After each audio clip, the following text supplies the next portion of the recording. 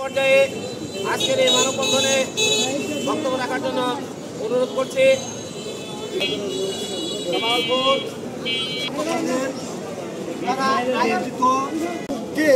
পিপি হিসেবে দায়িত্ব দেওয়া আমরা মনে করি যথোপযুক্ত হয় নাই।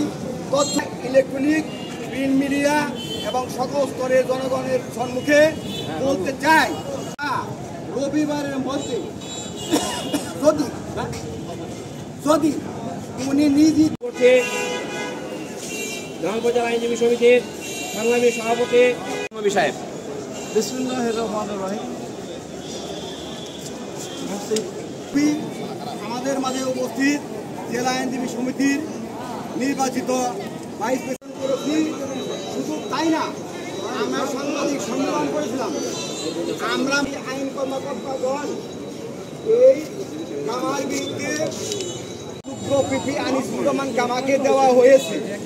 এই পিপি উঠতে বসে উনি পিপি হয়ে উনি আবার আসামির চুক্তি নেন, এরকম অভিযোগ আছে। সর্বশেষ বক্সিগঞ্জের ওসি সাহেবের সাথে তার একটা হট্টক হয়, সেখানে তার পিপি পদমর্যাদা উনি রাখতে পারেননি।